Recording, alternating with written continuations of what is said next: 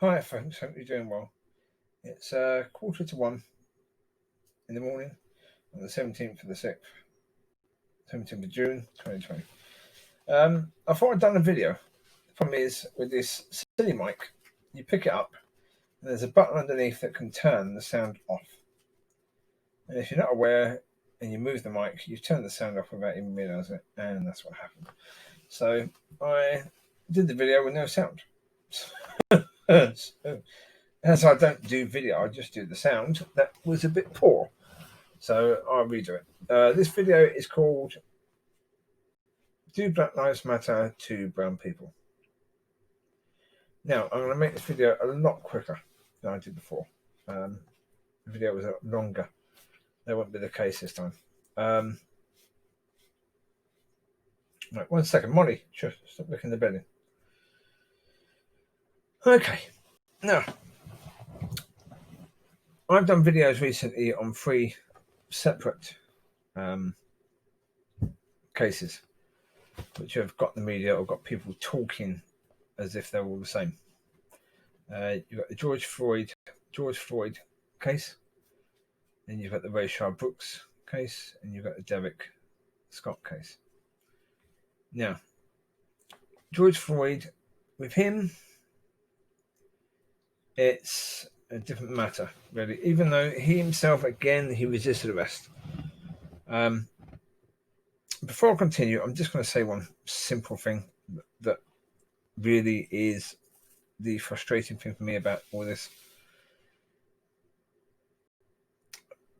After a situation like George Floyd happens, you have brown-skinned people interviewed, and they talk all the time about how they're living this life where they're constantly afraid of the police and what the police could do to them. And certainly if they come in contact with the police, then they're afraid that the police may kill them, etc., etc., etc. But then, in these 3 cases, we have 3 people that resist an arrest. George Floyd, they tried to get him in the car. He started to resist. That's where they ended up having him on the floor. So again, had he not resisted arrest, would he still be alive? Yeah.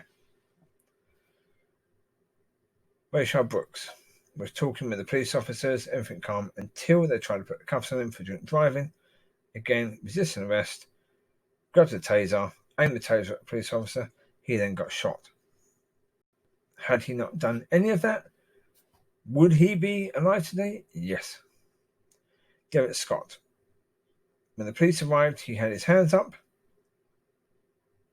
As soon as they approached him, he then ran away. Police had to challenge him to stop him. So when they challenge, what happens is, I'll share what I shared in the video that had no sound. I was playing a game of football years ago just to kick around with my friend, and I think it was actually my brother or step-brother, Stuart. And my friend, Andy Moss, he tackled me, but a really, really bad tackle. I flew up in the air and my back hit the ground as I bounced, and it took skin off my back where the spine is. And for about 10 minutes, I struggled to breathe. The impact had just taken the breath right out of me. Now, when you're challenged by the police to a point where they rugby tackle you, sort of thing, or American football tackle, they've got to tackle you to get you to the floor. You hit the floor, bang.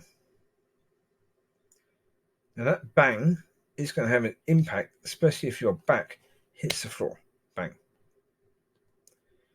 That's going to knock some breath out of you. So Derrick Scott said he couldn't breathe. The police officer said, I don't care. Now maybe the police officer said, I don't care, because a lot of people who've been tackled had said, I can't breathe, and then a few minutes later their breathing's fine. Which is why I shared the story of what happens when you suddenly land on your back, bang, and the breath is knocked out of you. Now, so therefore, people are going on about that fact that the officer said, "I don't care." No, I don't think that's that big a deal. It's quite likely that when he was tackled and when he landed, that may have been when his lung collapsed. May have been. Because he died of a collapsed lung. So that may have happened then. Problem is, don't know. The autopsy hasn't said when that's likely to have happened or how that happened. So we don't know. But they've not said that to anyone. So I think that case, I don't think there's a situation there where you could honestly say the police were to blame for that, really. The Rayshard Brooks situation, again, I think the police could have dealt with it better. I think, first of all, their training should have kicked in. Certainly, they should have been trained to understand that drunk people are unpredictable. There was 2 officers there. Now, how they couldn't control Mr. Brooks once he started to resist arrest, how they couldn't just get him to the floor, get the cuffs on him. Instead, the one who shot him tried to taser him. But the taser didn't work, and Mr. Brooks grabbed hold of the taser and took it from the officer and then ran off. Now, if Mr. Brooks just dropped the taser and ran off, he would still be alive. So if he hadn't grabbed and got the taser, he'd still be alive. If he had dropped the taser straight away or chucked it somewhere so that the police officer couldn't have used it on him, he would still be alive. If he had ran away and not aimed the taser at the other police officer, he would still be alive. But he aimed the taser at the other police officer. That's when he was shot. And that's why he was shot. And I don't think in any way, shape or form, anyone who suggests that Derrick Scott or Rayshard Brooks were killed because they were brown-skinned, but that person is taking the mickey. Big time. Seriously taking the mickey. There's no way, shape or form that if Rayshard Brooks would have been pinky-skinned or Derrick Scott would have been pinky-skinned, the results would have been exactly the same. Exactly the same.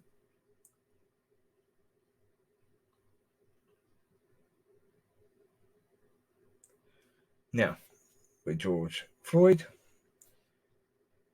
even with George Floyd, it's possible the results could have been the same. I mean, we don't know. Is it a case, was Derek Chauvin doing that because he's a racist? Or was he doing it because George Floyd resisted arrest and Derek Chauvin was saying, "Don't you effing try to resist arrest against me. I'm the law. And I'm going to show you who the boss is."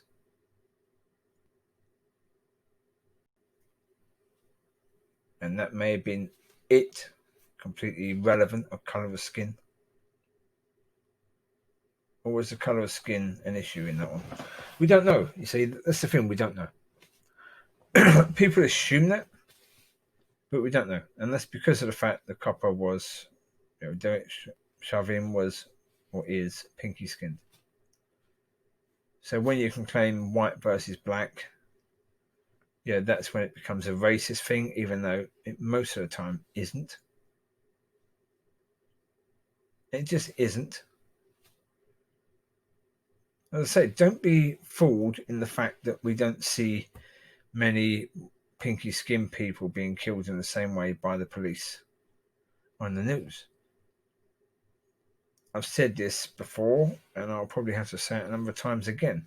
The news media networks don't want those videos. People don't really care about that. There's no White Lives Matter organisation. And you can guarantee if that, the Black Lives Matter organisation come out for a pinky skinned white bloke, as they would say, getting killed by a police officer in that way. They would say that's disgusting, police shouldn't be behaving that way, of course.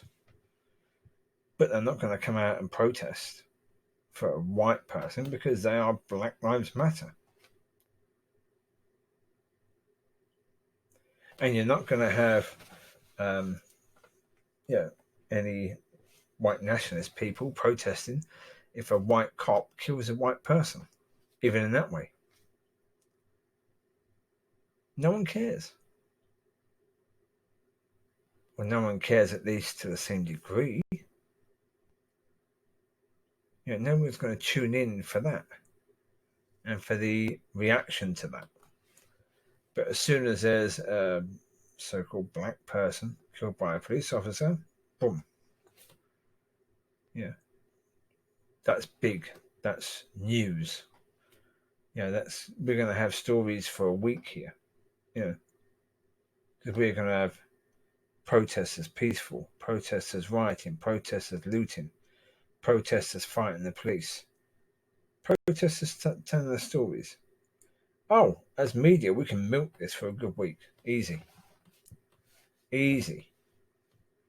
Yeah, because we can do a few days just on the protests, and we can have people come in and talk about the protests and the peaceful protests and the rioting, the looting, and what all that means, and talk about the way the police responded to that, and etc., etc. You can't do that when the police kill a white person. That's why you don't see those videos. It doesn't mean they don't exist. It doesn't mean that people don't have them. It just means that the media companies aren't interested in them.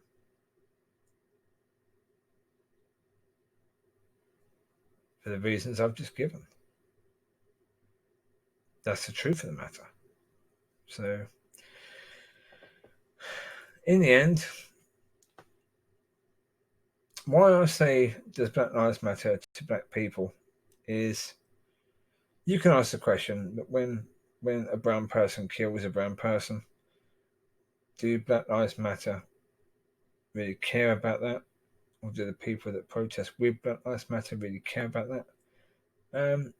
Some do, obviously. But as a whole, not really. Not really. I mean, because Black Lives Matter are like the media. They sort of feed on each other. Because as soon as there's a white cop killing a brown-skinned person, a black person, then Black Lives Matter is then pulled out and dusts off its Black Lives Matter banners and all that lot, and out they come again.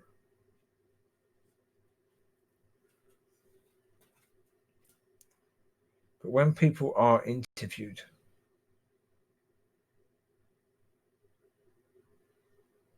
they talk about the fact that for black people, they are harassed by the police. They're being killed by the police. The police are unpredictable with them. They're trigger happy. The problem is with that, if that's the case, why did George Floyd resist arrest? Because he knew that.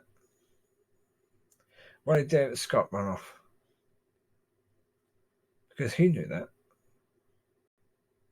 Now, Rayshard Brooks, he was drunk. But even so, if he really knew that, if he really feared the police in that way, he would have either run off straight away, or he would have been, like a little girl through the whole of it.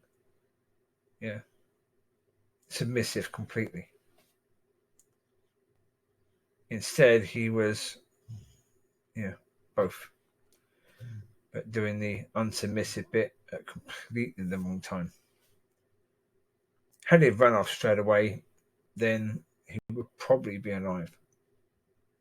Had he not have resisted arrest, he would have been alive.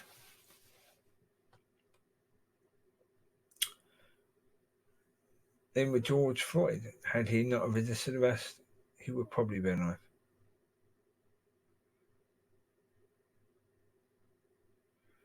Now, I understand. I would I would suggest it's quite possible that George, Rayshard, and Derrick were just trying to be normal people. They weren't trying to live day by day thinking about, oh, if I just do this wrong, the police may kill me. Because living that way is basically not living. You're trapped by it.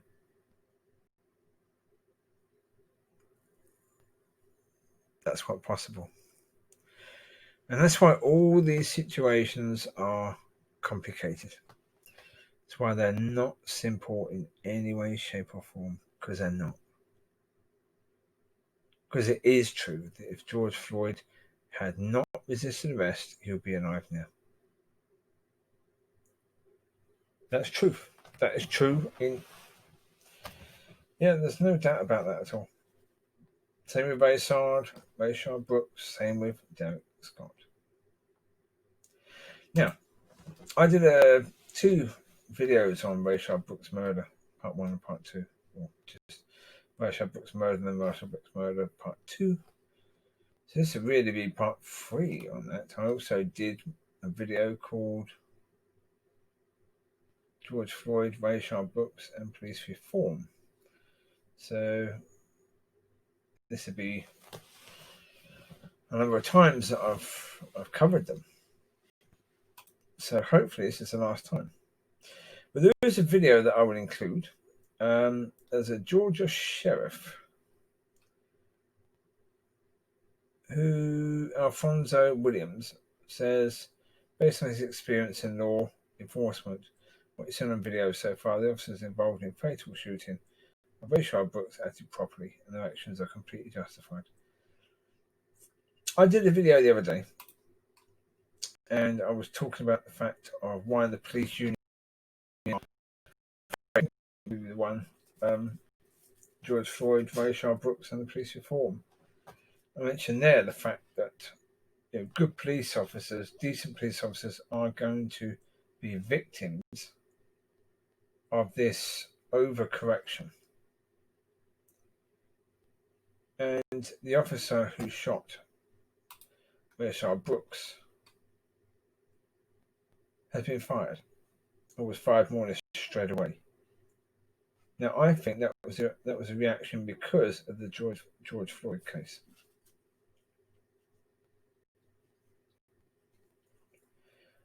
I don't think that was because of the fact that what he did was deemed or would always have been deemed as an unlawful killing, because I don't think it was unlawful. I think, unfortunately, as soon as Rayshard Brooks aimed the taser, he put the officer in a situation where he had to make a decision. And the decision was for the officer, do I let my partner be tased or do I stop this man? Now, there was only one thing he could do to stop the man, and that was to shoot him. Now, he decided he was going to stop the man rather than allow his partner to possibly be tased. Now, again, how you judge that's, I can see from both points of view. I can certainly say they were happy to use a taser on Rayshard Brooks earlier, so it can't be that flipping bad. Yeah, but the officer was dealing with a situation where a criminal was going to do something that would cause pain to his partner. Now, or could cause pain to his partner, put it that way. Now, I think the majority of police officers, if they had a unanimous poll, they would say that they would do exactly the same as that police officer did. And I think that this is just one of those overreactions, and we're starting to see that happen already. Now, that reaction is going to cause a lot of problems with regards to the police unions accepting reform, because this is the first case of an overreaction. And that's the way the police unions are going to see it. They're going to see the sacking of this officer as a reaction because of what happened to George Floyd. that this officer, who wasn't a bad officer at all, and really it was a fair shooting. It wasn't a bang out of order shooting, completely unlawful, obviously murder shooting. It wasn't one of those. Unlike the one where the lady kills a man, I did the video on this one, where the man was crouching by an open door of the driver's side, speaking to the man in there. The man had a gun. The officer had been told that the man there had a gun. She told him to drop his gun, even though his gun was kept in his pocket. And when he then, after a while, reached for his gun to drop it, she shot him and killed him. Now, that officer should have been fired immediately. He was complying with her, and she killed him. She killed him out of fear, but she killed him all the same. So that's a different matter. But I'll include the video where the sheriff is talking about it. Sheriff Alfonso Williams. I'll include that. And yeah, I'll link that to it. That'll do for now. As I say, I want this video to be not too long. There wasn't too much new to be said. It was just a case of looking at it from a slightly different point of view. So there you go. You take care. God bless, and I will speak to you later. Have a great week. Bye-bye.